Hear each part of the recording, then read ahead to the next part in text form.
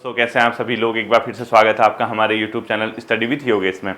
RO की classes हम 1 सितंबर से शुरू करेंगे, ठीक है। थोड़ा सा क्योंकि मुझे भी टाइम लग रहा है टॉपिक को सर्च करने में और किस तरीके से उसकी प्लानिंग बनानी है। हमें लगभग 100 से ज़्यादा डेज मिल जाएंगे कि हम आरओ के प्रीलिम्स को तैयार करें।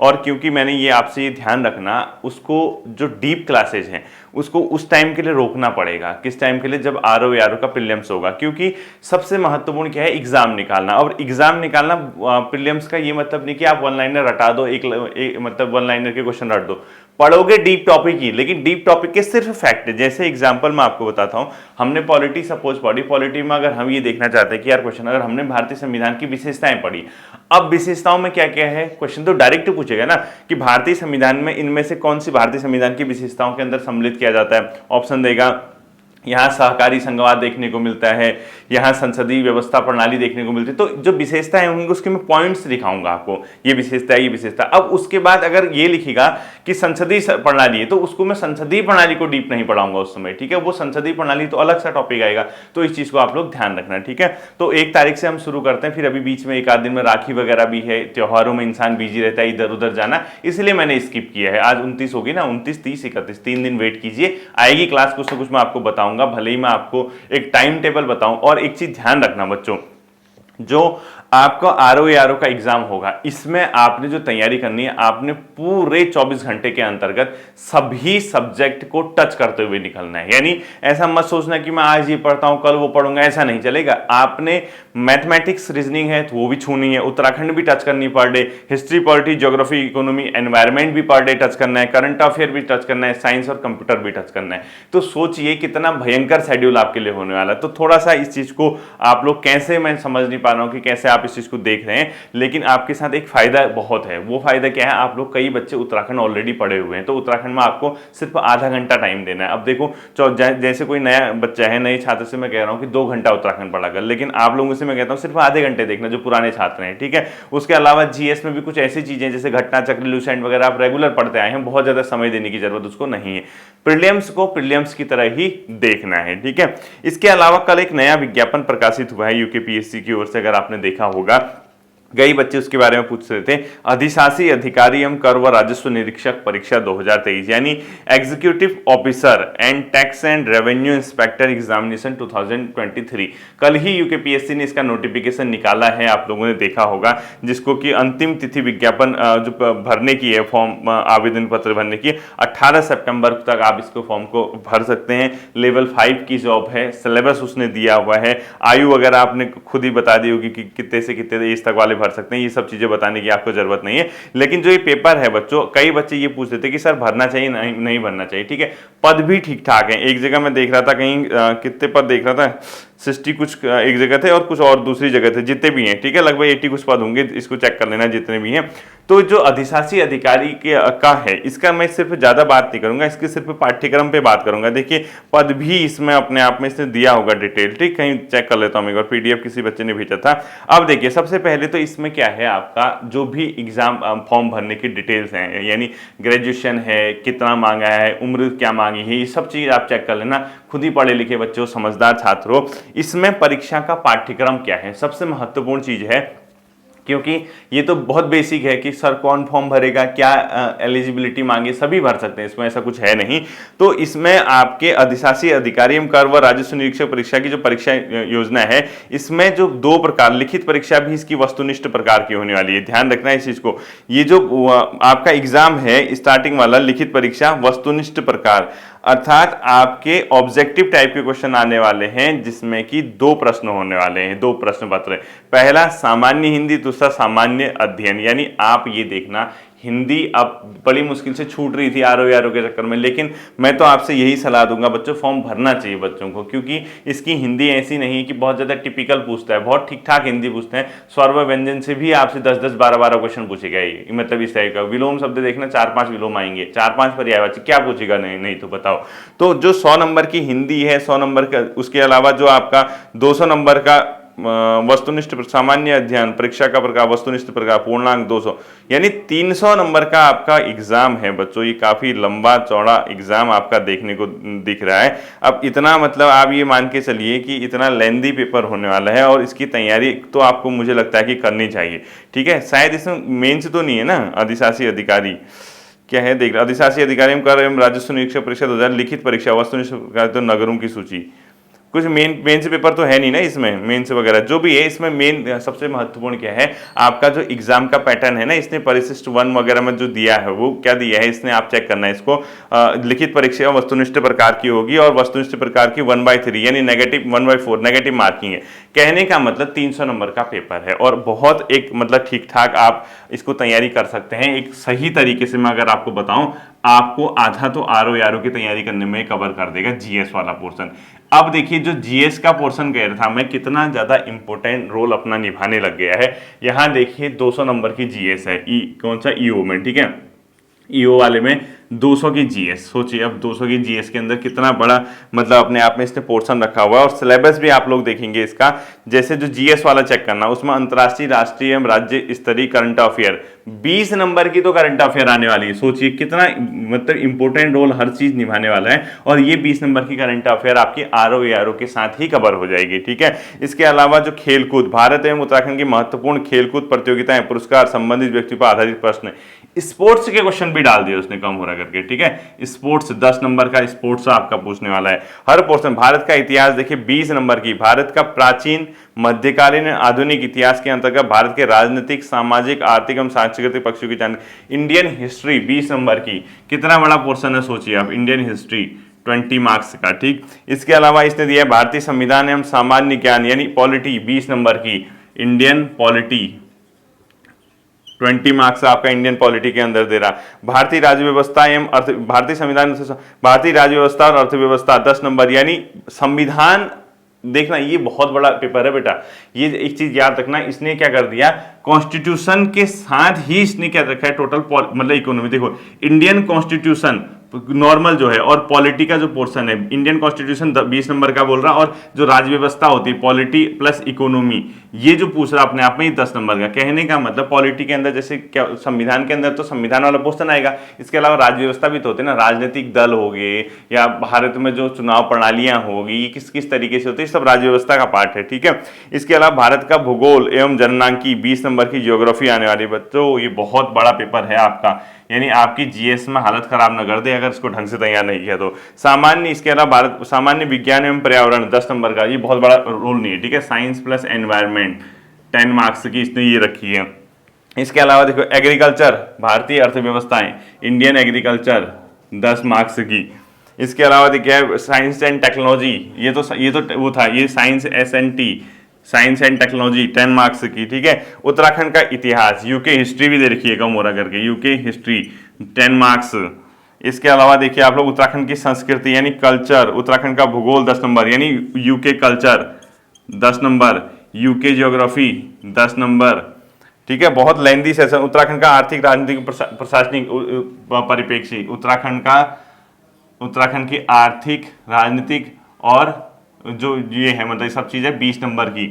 इसके अलावा अपने आप में देता है सारा पूरा इसलिए दिया हुआ है, ठीक है। उत्तराखंड का आर्थिक एवं प्राकृतिक संसाधन 10 नंबर, उत्तराखंड का पोर्शन आर्थिक एवं प्राकृतिक संसाधन 10 नंबर, बहुत लेंदी पेपर। सांख्यिकी विश्लेषण लास्ट 10 नंबर, ठीक है। यानी जो अपने आप में स्टैटिक्स है, स्टैटिक्स एनालिसिस जो आता है अपना 10 नंबर, जो मैथमेटिक्स एक ग्राफ दिया होगा। उत्तराखंड का पोर्शन देखिए कहां से शुरू किया है, 10 नंबर यहाँ है, 10 नंबर यहाँ है, 10, 20, 10 नंबर यहाँ है 30, 10 नंबर यहाँ है, 20 नंबर यहाँ है 50 और 10 नंबर यहाँ 60 नंबर की तो उत्तराखंड है, ठीक है। अब चेक करना उत्तराखंड कितना पूछ रहा, 60 मार्क्स की तो उत्तराखंड पूछिए। जीएस के अंदर करंट अफेयर सहित, कंप्यूटर नहीं दिया है, ठीक है। करंट अफेयर सहित देखिए 20, 10, 30 और 20 कितना होता 50, 50 और 20 कितना होता 70, 70 में 10 जोड़ो कितना हो गया 80, 80 में 20 जोड़ा 100। उसके अलावा 110, 120, 130 और 10 नंबर कहीं और लिखा था मैंने, 110 ये 140, मतलब इसको छोड़ 130 नंबर की जीएस, 130 की जीएस। और 10 नंबर का क्या है बच्चों, स्टैटिक्स एनालिसिस, ये अपने आप में 10 नंबर। टोटल मिला के देख लीजिए इतना लेंदी पेपर है। अब जो ये है इसके अंदर एक चीज आपको रखना, कंफ्यूज नहीं होना कि हम आरओ की तैयारी कर रहे हैं, या जहां अडिग हो, जहां टिके हुए हो वहां टिके रहना। क्योंकि कई बार क्या होता है हम पढ़ते जाते हैं, वो कई एग्जाम में, ये बड़ा पेपर है, ऐसा नहीं है कि आप नहीं कर सकते हो। क्वेश्चन का स्तर आरओ से हल्का होगा, वो इसलिए हल्का होगा क्योंकि ये लेवल 5 की पोस्ट है, आरओ लेवल 8 का पोस्ट है। आरओ में मेंस है, मेंस में रिटर्न एग्जाम है, वो अलग चीज है। तो आपका जो जीएस का पोर्शन है जो 130 नंबर का, आप यहाँ 100 नंबर की तो यहाँ भी पढ़ ही रहे हो जीएस, मतलब 100 75 80 नंबर की तो पढ़ ही रहे हो ना। अब हम वो 75 80 पढ़ते हैं तो इसका मतलब 75 80 के क्वेश्चन आते हैं, जीएस तो हम सारी पढ़ेंगे, जितना दिया है वो तो सारा ही पढ़ेंगे ना। तो आप खुद सोचिए कि आपको इस फॉर्म को भरना चाहिए नहीं भरना चाहिए। मेरे हिसाब से भरना चाहिए। क्यों? उत्तराखंड से अच्छे से वाकिफ हैं आप, इसके सिलेबस में देने से कुछ नहीं होता। आप उस चीज़ को जैसे उत्तराखंड का जो पोर्शन है, उत्तराखंड की परीक्षा मानिए आप पढ़ते हो, उत्तराखंड का इतिहास अगर आप किसी किताब यशवंत कठौजी या जो भी आप पढ़ते हो, या उत्तराखंड करंट अफेयर पढ़ते हो, या उत्तराखंड का आर्थिक सर्वे वगैरह पढ़ते हो, उत्तराखंड उससे कवर हो जाता है। अब हम उत्तराखंड में एक एक चीज़ अलग से देखें। अब जैसे उत्तराखंड के जैसे भूगोल दिए, क्या पढ़ते हो आप, झील, नदियाँ, ग्लेशियर, बुग्याल, इसके अलावा ये सब चीज़ें। उत्तराखंड कल्चर दिया है आपने, कोई कहाँ कौन सा मेला लगता है, या कोई अपने आप में जो प्रोग्राम होते हैं कौन सी जगह पे क्या होते हैं, या कोई मतलब हमारा पर्टिकुलर त्योहार होता है, वो कल्चर का पोर्शन है, वो सारा ऐसे कवर होता है। ठीक है, तो उत्तराखंड का जो पोर्शन है एक लेंदी पोर्शन अपने आप में इसमें देखने को मिल रहा है। जीएस का और भी लेंदी है, डबल है जीएस। तो इन दोनों पोर्शन के अलावा 100 मार्क्स की हिंदी भी है। हिंदी यानी आपका जो है ये पेपर, मुझे लगता है कि ये 2 शिफ्ट में पेपर होगा। मतलब 2 शिफ्ट का मतलब ये अपने आप में इस पेपर को किस तरीके से कराएंगे, समयावधि दी होगी इसने। ठीक है, प्रीलिम्स परीक्षा योजना समयावधि है 2 घंटे और 3 घंटे। हिंदी के लिए आपका 2 घंटे का समय, और ये 2 घंटे, और जीएस के लिए, और जीएस उत्तराखंड के लिए 3 घंटे, 3 आर, यानी 5 आर का पेपर होगा। एक ही दिन में मुझे लगता है कि दोनों पेपर ये कराएंगे। ठीक है, यानी आपका अधिशासी एवं अधिकारी लिखित परीक्षा, इसके अलावा कुछ तो है नहीं ना, इसके अलावा मेंस तो नहीं है इसमें। लिखित परीक्षा इसी के आधार पर चाहिए ना, या मेंस भी है? मेंस नहीं होगा, इतना लेंथी पेपर तो नहीं बनाएंगे। नगरों की सूची, हाँ यही है इसमें, मेंस तो नहीं है ना, बता देना मुझे। मैंने पढ़ा नहीं है क्योंकि नोटिफिकेशन मुझे किसी बच्चे ने पीडीएफ भेजा था, वही चेक भी कर रहा हूँ फोन पे। ठीक है, मैंने इसको नोटिफिकेशन के बारे में ज़्यादा स्टडी नहीं की है। अब टोटल मिला के देखिए, अब हिंदी का पोर्शन देखना बच्चों। इसमें तो आपने चेक कर ही लिया होगा हिंदी के पोर्शन में इसने क्या दिया है, ये सब चेक करता हूँ मैं एक बार। ठीक है, हिंदी के सिलेबस में इसने आखिर दिया क्या क्या चीज़ें हैं, और मैं तो कह रहा हूँ भर लेना फॉर्म, कोई बुराई नहीं है फॉर्म भरने में, ज़्यादा परेशान। हिंदी में देखो, वर्ण विचार, स्वर व्यंजन, स्वर एवं व्यंजन वर्णों का वर्गीकरण 15 नंबर का दिए है। आपको तो यूकेपीएससी ने खोल दिया है ना। अब खुद सोचो, स्वर आपने अगर ल्यूसेंट पढ़ दी ना स्वर वर्ण वाला, वो 15 में से 11 12 13 क्वेश्चन तो वहीं से आएंगे आपके। वो तो इतने सालों से कर क्या रहे हो, इतने सालों से वही तो पढ़ लो, आपका वही ज्यादा कर दिया, ये तो आपकी बल्ले बल्ले हो जाएगी। आप वहां जाओगे ना, वास्तव में होता है ऐसा, क्योंकि 100 नंबर का हिंदी दिया, आप 20 नंबर की हिंदी के लिए सारा पढ़ के जाते थे आज तक, और उसमें से कितने आते थे, 15 18 16 13 12 ऐसे नंबर आते थे। अब आप देखोगे वो हिंदी जो आज तक आपने यूके ट्रिपल एससी के लिए पढ़ी हुई है, वो सारा काम आएगा। इसीलिए कहते ना, बर्बाद कुछ नहीं जाता। और ये एग्जाम क्या है, आपका स्कोर करने पे बात है। आपने स्कोर किया, हवा में जॉब लग जाएगी, पता भी नहीं चलेगा। क्योंकि कई बच्चे जो इसमें ऐसे आएंगे, जो ऐसे साइंस बैकग्राउंड के नए बच्चे, उनकी हिंदी कमजोर होती है। ठीक है, इंग्लिश मीडियम वाले थोड़ा हिंदी में मार खा जाते हैं। हिंदी बहुत बड़ा है इसमें 100 नंबर का। तो आप देखिए, वर्ण विचार वाले से ही 15 नंबर के उसने क्वेश्चन रखे हैं। इसके अलावा देखिए आप, हिंदी शब्द समूह, तत्सम तद्भव देशज विदेशी शब्द, 10 नंबर के तत्सम तद्भव देशी और विदेशी शब्द दिए हुए। हिंदी शब्द समूह में इसलिए शब्द रचना, उपसर्ग प्रत्यय संधि समास 10 नंबर की रखी हुई है। ठीक है, पर्यायवाची विलोम 10, 5 पर्यायवाची 5 विलोम, यही मैं कहता। अनेकार्थी शब्द 10 नंबर के, वाक्यांश के लिए एक शब्द 5 नंबर, अशुद्धि बोधन शब्दगत वर्तन 10 नंबर। इसके अलावा विराम चिन्ह तक के उसने 5 नंबर के क्वेश्चन रखे हैं। मैं तो कह रहा हूं कि लोकोक्ति मुहावरे 10 नंबर। बच्चों बहुत आसानी से करो, इस एग्जाम की तैयारी आपको करनी चाहिए। क्योंकि देखो, मैं ये मान के चल रहा हूं, जैसे आरओ यारो हमारे पास है, अब ऐसा तो है नहीं कि जितने बच्चे फॉर्म भरेंगे सारे निकल जाएंगे। लगभग 150 बच्चों का उसमें सिलेक्शन होगा। ठीक है, कितने का, लगभग 150 का। बाकी कुछ बच्चे अगर यहाँ निकल जाएंगे तो क्या बुराई है, जिसकी किस्मत जहां होगी, जिसने जहां की रोटी खानी होगी, वो वहीं की खाता है। तो इसमें इतना परेशान मत होना। मैं आपको सीधा सीधा फॉर्मूला बता देता हूं, इसको कैसे देखो। ये परीक्षा पैटर्न इसका 300 नंबर का है। 300 का क्या है, हिंदी प्लस जीएस। ठीक है, हिंदी, और हिंदी कितने मार्क्स की रखी इसने, 100 मार्क्स की, और जितने के लिए कितने समय का, 2 आवर के लिए। ठीक है, 2 घंटे के लिए। और जीएस इसने कितना रख दिया अपने आप में, टोटल मिला के 200 मार्क्स का, 200 मार्क्स का, और समय है 3 घंटे। तो एक बहुत लेंदी सेशन अपने आप में आपको देखने को मिल रहा है, यानी 5 घंटे का आपने परीक्षा हॉल में समय बिताना है। इन 5 घंटों में आपको कितना 300 नंबर का पेपर 5 घंटे के अंदर आपको सॉल्व करना है। अब देखिए, अब सबसे बड़ी बात है कि हम तैयारी आखिर इस चीज की कैसे करें। तैयारी करने के लिए बहुत ज्यादा परेशान होने की जरूरत नहीं है। वो क्यों परेशान नहीं होना है, आपको इस चीज को समझना है। जब आप इस 200 नंबर की तैयारी करोगे, क्या आप आरओ यारो की तैयारी कर रहे हैं, तो आप क्यों इतना तनाव ले रहे हो बताओ बच्चे। मतलब इतना परेशान होने की जरूरत नहीं। आप खुद को बूस्टअप करो ना। आप कहो कि हाँ भाई, मेरे पास, लोगों को तो खुशी होनी चाहिए कि विकल्प आ रहा है मेरे पास, कि हाँ यार एक विकल्प है भाई, मेरा आरओ यार तो है ही है, साथ ही साथ ईओ वाला एग्जाम भी मिल गया। ये तो एक नसीब वालों को मिलता है ना। ऐसे ऐसा थोड़ी ना कि यार हमारा कोई फायदा नहीं होगा या कोई हमारा नुकसान हो रहा, पढ़ के आपका ही फायदा होगा। आप इसकी जीएस को तो आरओ यारो के साथ तैयार कर लोगे। क्या आप उत्तराखंड नहीं पढ़ोगे उसके लिए?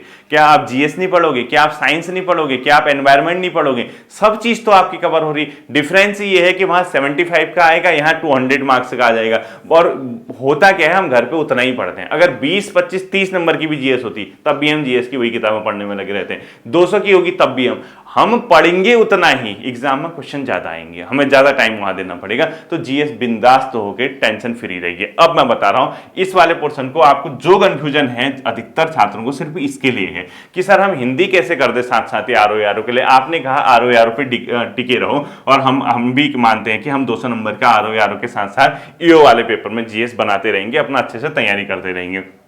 लेकिन इस 100 नंबर के लिए हम क्या करें भाई? क्या किया था, आप एक ल्यूसेंट की किताब ले आओ बस।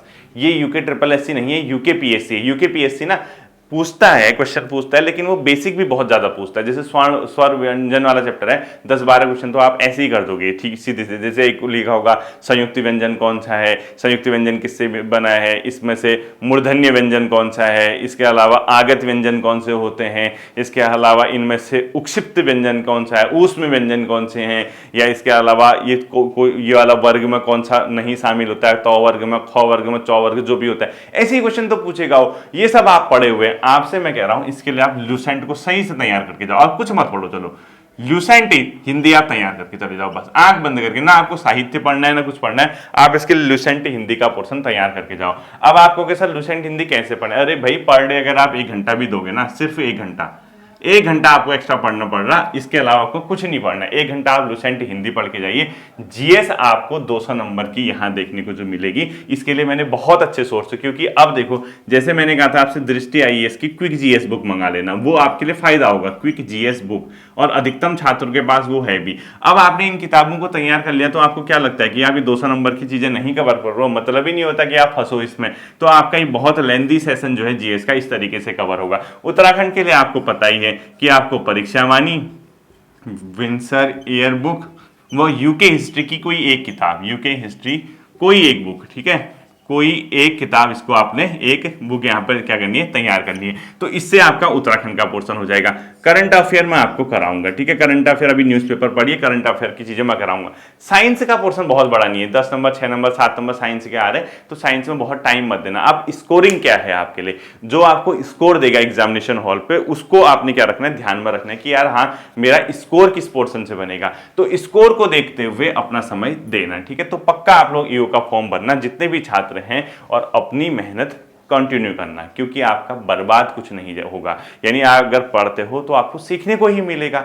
जहां किस्मत होगी, जहां की रोटी आपकी किस्मत में लिखी होगी, वहां लगोगे। क्योंकि ये देखो ना, आरओ यारो का एग्जाम इसके बाद होगा, इसका फाइनल सिलेक्शन, उससे पहले ईओ का रिजल्ट आ जाएगा, ईओ का फाइनल।